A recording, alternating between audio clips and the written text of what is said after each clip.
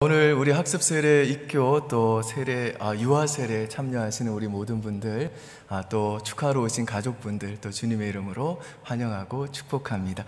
저희가 작년에는 예식을 거행하지 못했고요. 오늘 또 이렇게 오랜만에 1년 거의 2년 만이네요. 이렇게 또 예식을 진행하게 돼서 큰 기쁨이 있습니다. 주님이 오늘 우리에게 큰 은혜 주실 줄 믿습니다. 오늘 본문 말씀은 우리가 잘 아는 말씀이죠. 우리 다시 한번 같이 읽겠습니다. 시작. 태초에 하나님이 천지를 창조하시니라. 오늘 우리 입교 받는 친구들이 작년에 못 받은 친구들이 있어서 한 40명 정도가 우리 중고등부 친구들이 있습니다. 우리 입교 받는 친구들만 우리 1장 1절 여러분들만 한번 읽겠습니다. 시작.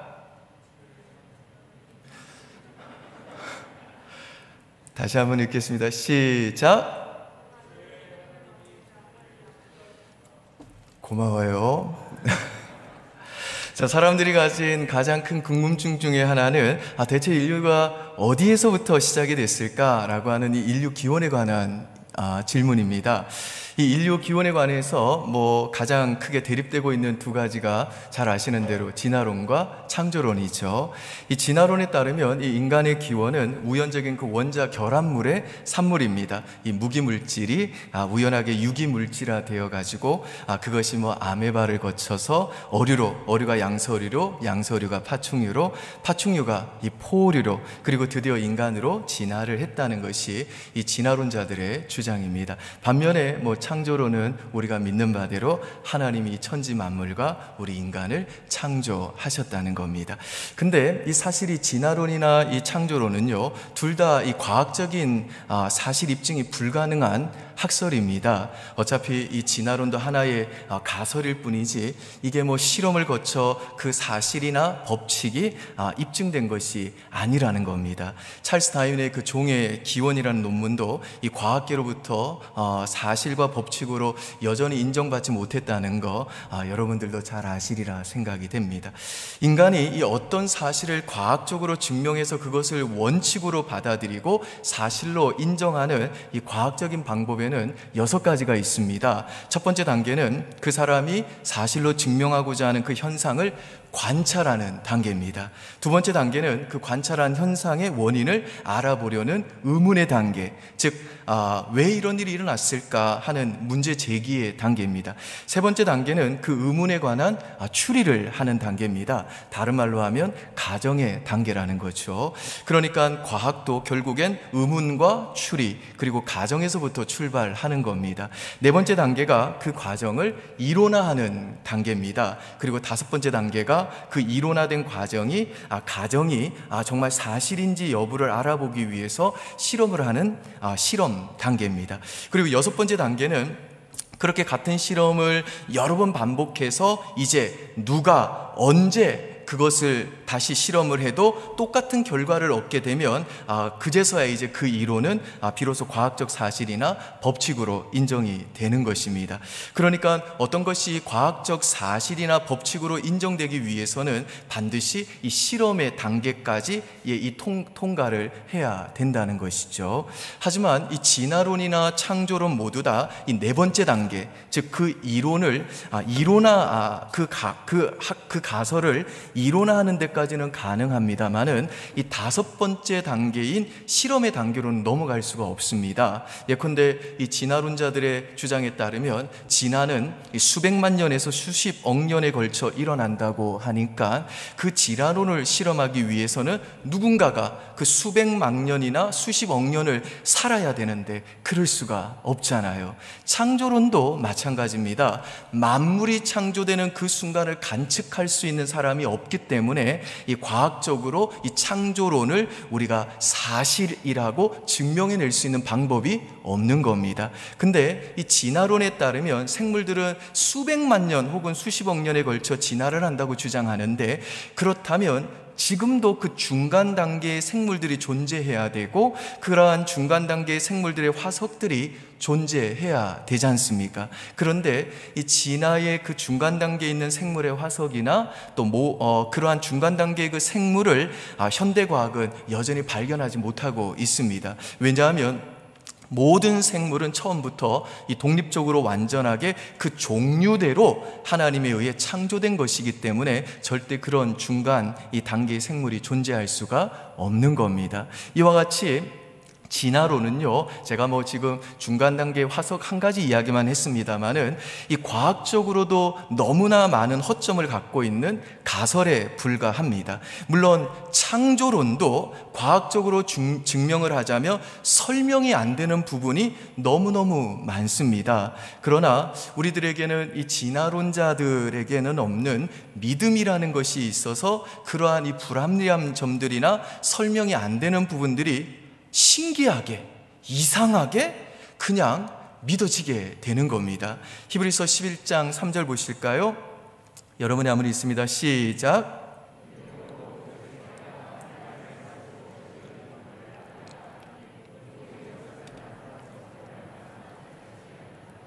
그러니까 우리 예수 믿는 사람들은 창조론이 이 과학적으로 입증이 됐기 때문에 그 창조론을 받아들이는 게 아니라 태초에 하나님이 천지를 창조하시니라 라고 하는 이 창세기 1장 1절 말씀이 어느 순간에 그냥 믿어지기 때문에 우리는 사도신경을 할 때마다 전능하사 천지를 만드신 하나님 아버지를 내가 믿사오며 라고 그렇게 신앙 고백을 하는 것입니다.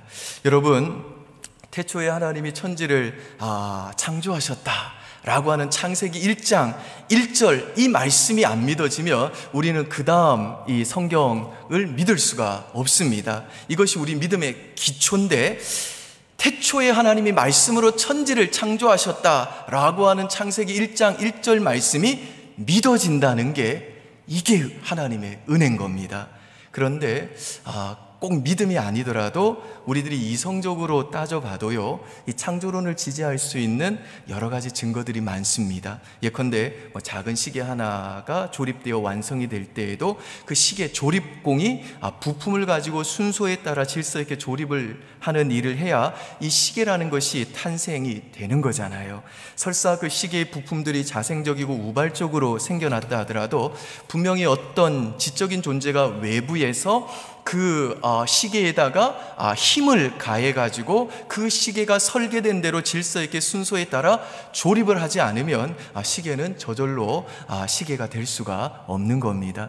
이와 같이 아주 작은 시계 하나도 그렇게 그렇거늘 사물며 이 생물체의 발생은요, 외부에서 어떤 지적인 존재가 미리 설계된 대로 그 힘을 작용하지 않으면 절대로 우발적으로 발생할 수 없는 겁니다. 우리가 읽지는 않았습니다만은 이 6절에 보면 하나님이 궁창을 만드셨다고 했는데 이게 무슨 말인고 하면 하나님께서 생물을 만드시기 전에 그 생물들이 호흡하며 살 수 있도록 대기권의 그 공기의 비율을 잘 유지할 수 있는 자연의 법칙을 하나님이 만드셨다는 뜻입니다. 그런데 이 대기권의 공기는요, 산소가 20%, 또 질소가 80% 이렇게 20대 80 비율로 구성되어 있습니다. 이 비율이 깨지면요, 생물이 존재할 수가 없어요. 만일 이 질소의 비율이 높아지고 산소의 비율이 낮아지게 되면 생물체가 파괴가 되고 인간의 삶에 꼭 필요한 불을 지필 수가 없게 되는 겁니다. 반대로 이 산소의 비율이 높아지고 질소의 비율이 낮아지게 되면요, 이 삽시간의 지구는 불덩이가 되는 겁니다. 그래서 베드로후서에 보면 주님이 이 땅에 다시 재림하시는 날 지금 우리가 살고 있는 이 세상이 불로 녹아져 가지고 다시 새하늘과 새 땅으로 리노베이션이 된다고 하는데 이게 하나님 입장에서는 그렇게 어려운 일이 아닌 겁니다. 이 질소와 또 이 산소의 비율을 그 평행을 조금만 깨트리면 금방 이 지구는 불덩이가 되는 겁니다. 그 이유는, 그런데 어떻게 태초부터 지금까지 이 산소와 질소의 비율이 이렇게 정확하게 20대 80으로 유지가 되는 걸까요? 동물들은 매일 계속해서 호흡을 하면서 이 매일매일 산소를 마시면서 탄산가스를 배출하고 있잖아요. 여러분들도 지금 산소를 마셔서 이산화탄소로 내보내고 있잖아요. 근데 왜 산소의 비율이 줄어들지 않고 어떻게 이 산소의 비율이 계속해서 하나님이 이 세상을 창조하신 이후로부터 20%로 정확하게 유지가 되느냐는 겁니다.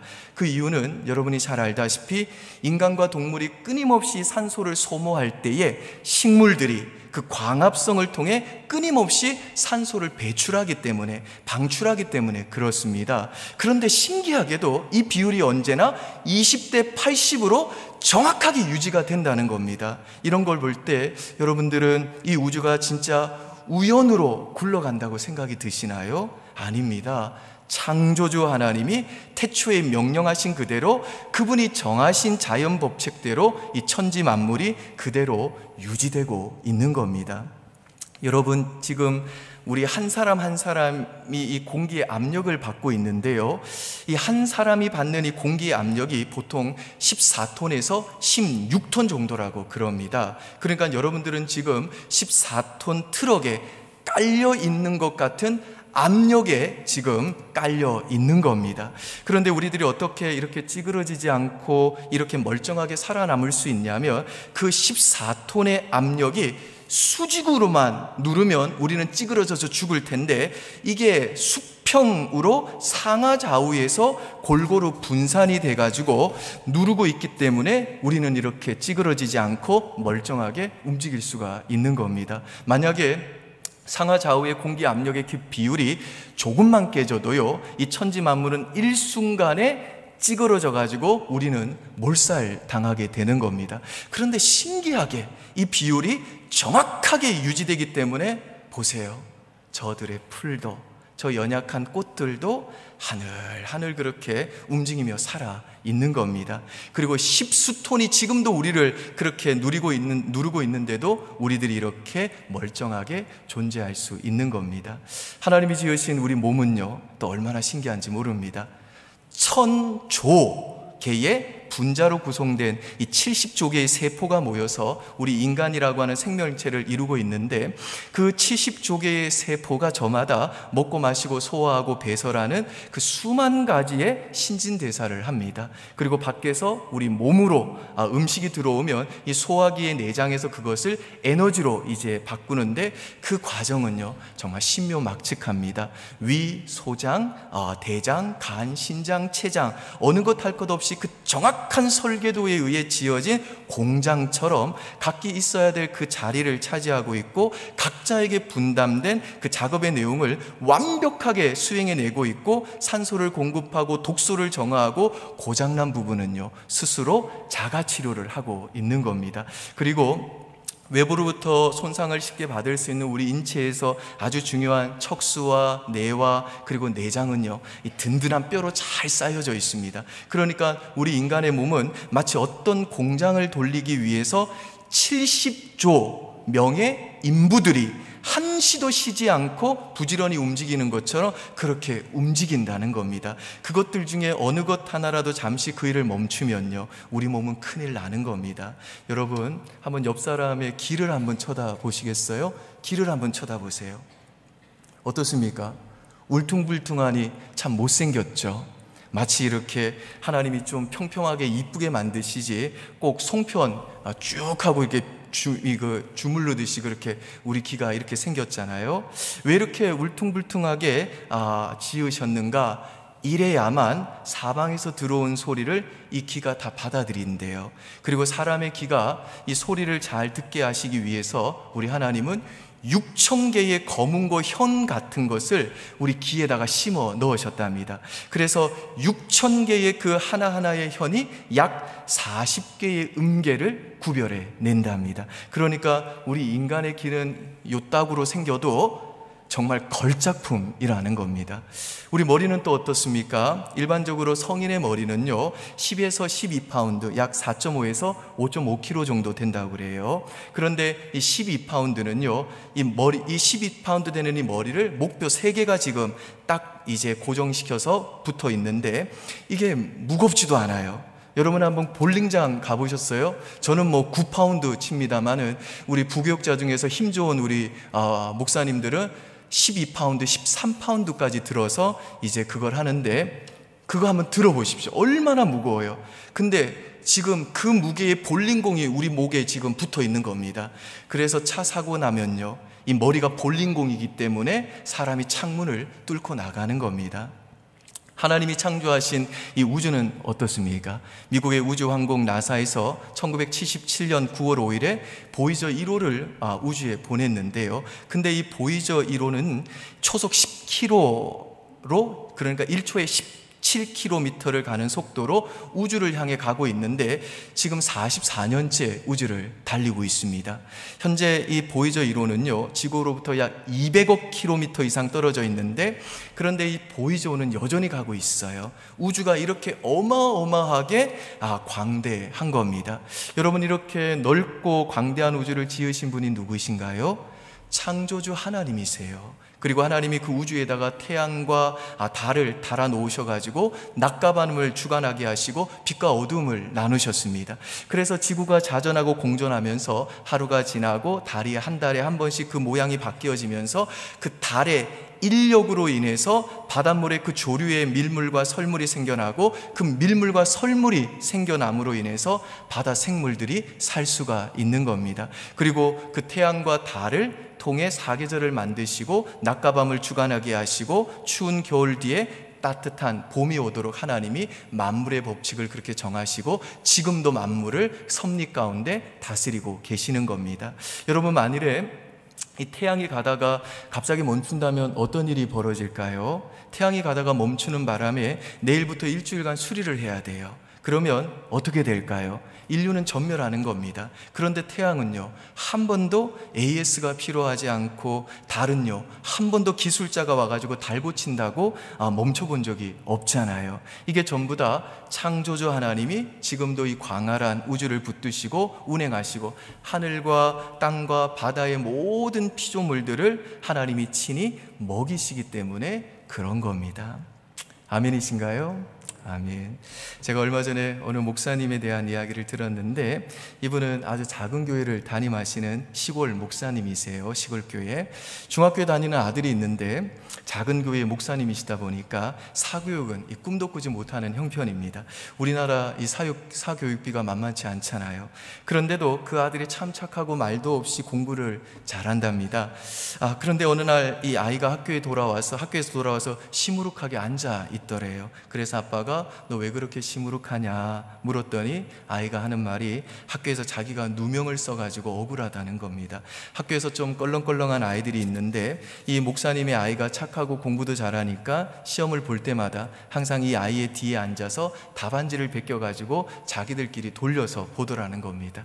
당연히 그 아이는 그 아이들과 공범으로 이제 몰려가지고 학교 그부들 사이에서도 너도 같은 편이다 그러면서 왕따가 되어 버렸다는 거죠. 게다가 그 껄렁껄렁한 아이들이 수시로 이 아들을 협박을 하면서 자기들 말 듣지 않으면 죽여버리겠다고, 요즘 중학생들이 이렇게 무섭습니다, 협박을 했다고 그래요. 그래서 그 아이 때문에 걱정을 하고 있던 중에 이 목사님이요, 꿈을 꿨는데 그날도 아이가 시험을 치르는 날이었다고 그래요. 그런데 아이가 밤이 늦도록 돌아오지 않더랍니다. 그래서 자정이 다 돼가지고 아버지가 이 아이의 학교로 향했어요.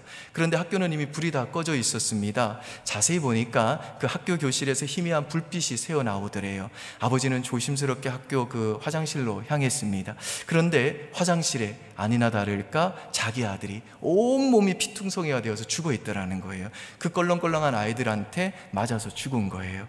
아이의 그 머리는 변기에 처박혀 있었다고 그럽니다. 그런데 아이가 죽으면서 그 손가락에 묻은 피로 화장실 바닥에다가 아빠에게 이렇게 편지를 써 놓았더래요. 아빠, 저는 괜찮아요. 이 아이들 용서해 주세요. 벌하지 말아 주세요. 이렇게 아이의 그 피가 바닥에다 글을 써놨대요. 아버지는 이 가슴을 쥐어뜯으면서 울부짖다가 잠에서 깨어났다고 그럽니다. 그런데 잠이 깨어서도 왜 그런 못된 녀석들 때문에 착한 내 아들이 죽어야 하냐고 한참을 우셨다고 그래요. 그리고는 이 목사님이 아버지의 사랑을 아주 조금 더 이해하게 되었다 그랬습니다. 나 같은 불안당에게 우리 하나님 아버지의 아들이 맞아 죽었구나. 나같이 더러운 죄인을 하나님이 그 위에서 그 사랑하시는 아들을 죽이셨구나. 그게 십자가구나 라고 그렇게 깨닫게 됐다는 거죠. 그리고 그 사랑하시는 아들만큼이나 나를 사랑하시는 그 하나님의 큰 사랑 앞에서 이분이 한없이 감격했다고 그럽니다. 여러분, 여러분들은 예수님이 하나님의 아들이시고 그분이 여러분을 위해 십자가에서 죽으시고 3일 만에 다시 살아나신 구원자이심을 믿습니까? 아멘. 오늘 예식에 참여하는 분들께 제가 묻습니다. 여러분들은 정말 예수 그리스도가 나를 위해 십자가에 죽으시고 3일 만에 부활하신 나의 구주요 나의 주인임을 믿습니까? 아멘. 네. 우리 입교하는 친구들에게만 묻습니다. 여러분은 정말 엄마 아빠의 신앙이 아니라 내가 정말 예수님이 나를 위해 십자가에 죽으시고 부활하신 나를 구원하신 나의 구원자인 걸 믿습니까? 아멘. 어느 한 대학생이 예수님을 믿게 됐습니다. 근데 그 집안이 유교 집안이라 굉장히 엄격했대요. 그래서 그분의 아버님께서 이제 교회 다니는 그 아들을 핍박하면서 아버지가 이걸 물어보더래요. 야, 너는 진짜 예수가 무리를 걷는 거 그거 믿냐? 그랬더니 이 학생이 뭐라고 대답하냐면, 아버지, 그러면 제가 물에 빠지는 분 믿겠어요? 네, 그랬대요. 여러분, 우리 특별히 중고등학교 오늘 입교받는 친구들, 물에 빠지는 분 믿지 마세요. 예수님은 물에 안 빠지시니까 물 빠지는 사람도 건져낼 수 있는 겁니다. 여러분, 예수님이 하나님의 아들이시고 또한 그분은 우리를 죽음에서 다시 살려낼 수 있는 주님이신 거 믿으셔야 돼요. 죽음에서 살지도 못하고 부활하지도 못하신 분 여러분 믿지 마십시오. 예수님이 날 위해서 죽음에서 부활하신 살아계신 하나님의 아들이시라는 거, 그거 믿고 예수님 평생에 여러분의 주인으로 모시고 살기를 주님의 이름으로 축복합니다. 그리고 오늘 우리 모두가 예수 믿고 정말 구원받은 하나님의 자녀들이라고 한다면 이제부터는 정말 이 세상 살아갈 때에 세상 앞에서 주눅들지 말고 이 천지 만물 창조하신 전지하시고 전능하신 하나님이 바로 날 위해 그 독생자를 죽이시기까지 날 사랑하시는 내 아버지시다. 그 하나님이 판단하실 때에 정말 나에게 필요한 것이라면 내게 모든 걸 아끼지 않고 반드시 주실 것이다. 이 하나님이 언제나 내 편 되어 주시는 내 아버지시고 날 반드시 도와주실 것이다. 하나님이 내 인생 반드시 책임지실 것이다 라고 하는 이 믿음 가지고 어깨 펴시고 자신 있고 당당하게 날 구원하신 이 하나님의 사랑과 은혜 기뻐하고 찬양하며 사는 저와 여러분 되시기를 주의 이름으로 축원드립니다. 아멘. 자.